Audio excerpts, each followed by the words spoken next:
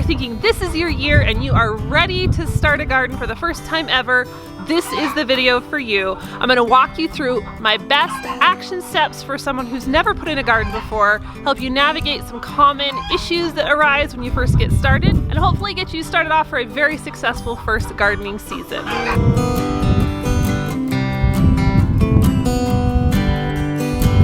So spring fever has hit here in Wyoming, and I'm dying to get outside, although it's going to be a little while before I can actually start planting anything in the garden. So right now, mostly it's just getting things ready as much as I can, but we're out putting some dirt in our beds. They kind of settled a little bit over the past couple of years, so it was time to top them off.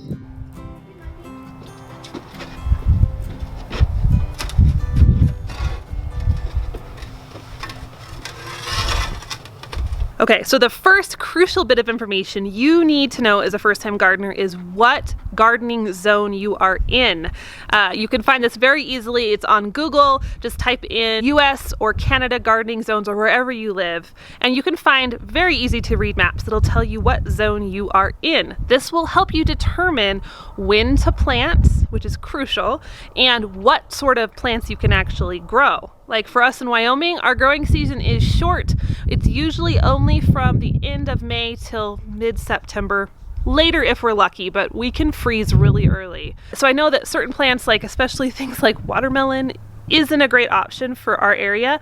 I might play around with those things, but it's not something I'm going to give a lot of space to because it's pretty high chance that it's going to freeze before they mature. Knowing your last frost date will also help you know exactly when to plant.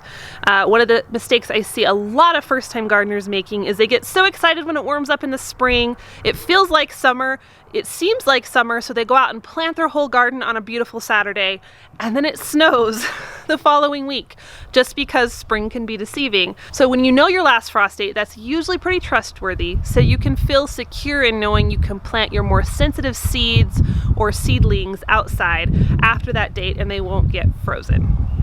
So next up, soil is a big deal, obviously, and it doesn't hurt if you're gardening in a place for the first time, you've just tilled up a bed, or you're reviving an old garden, to get the soil tested. Now I have a full post on my blog of how I've done this. There's lots of places you can send off samples to across the country. It's affordable and the data is worth it. The soil test can tell you how much nitrogen it has, any minerals it's lacking, what you need to be careful of, and having that data ahead of time can help you avoid some really common growing issues. So for example, we have been putting compost in our soil every year for a while, which you think compost is good, right? Can't have too much. Well, you actually can't have too much. And so my soil test last year revealed that we had too high of nitrogen in our soil, which meant that if we kept adding more compost that year, we'd end up causing big problems with our plants. So the soil test not only saved us some work because I didn't need to add more compost last year, but it gave us some really important information. And so you likely will have a completely different soil profile than I will. You might have a lot of sand or a lot of clay, but having it tested will give you that information so you're not playing a guessing game as you start planting. And so the third thing you need to know as a first-time gardener is just to understand which seeds you direct sow into the soil and which seeds are best if started indoors. Now, depending on when you watch this and what part of the country you live in, it may be way too late for you to start any seeds indoors ahead of time. But all is not lost. You can often find those plants at nurseries. Now you would pay a little bit more for them, but like for us, you can't plant tomato seeds direct in the soil here. It does not work. So if I don't get my tomato seeds started in time, I can go into town and buy some tomato plants. A little pricier, but it still gives me tomatoes. It's really important to read the back of the seed packets, and it won't take long and you'll start understanding which plants and seeds and vegetables are best direct sown and which ones are best pre-planted.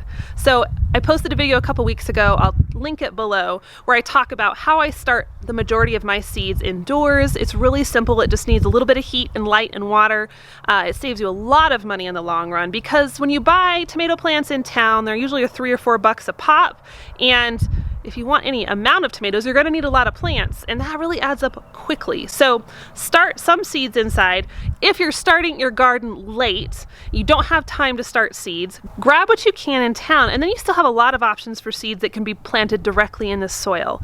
Beans are great for that, squash, onion sets, seed potatoes, carrots, beets, all of those things can be put in after your last frost date right in the ground, and you'll get a beautiful harvest depending on where you live, but those are pretty universal and you'll be good to go. And my last bonus tip is, as you're planning out your garden this year, pick foods that you know you and your family are really gonna like. It's tempting to go a little bit obscure when you're in the nursery or the garden store. They have all the varieties, and it's okay to experiment, but I think you're gonna feel the most accomplished when you can grow food that you know your family is going to love and you know how to prepare it. And when you bring in a big basket of it from the garden, whether it's potatoes or carrots or green beans, every last bit will be eaten happily, and you won't be left with like 29 pounds of beets with a family that hates beets, wondering what on earth you do with them, and then they end up going bad. So pick things you know and love, and that's going to give you the most bang for your buck.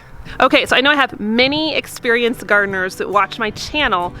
If you've been doing this a long time, drop your best bit of advice for newbie gardeners below, and then they can go through and read all of your wisdom. I know this was not a comprehensive video, it was just some of the top tips that were floating around in my head, but I'd love to hear what all of you master green thumbs have to say.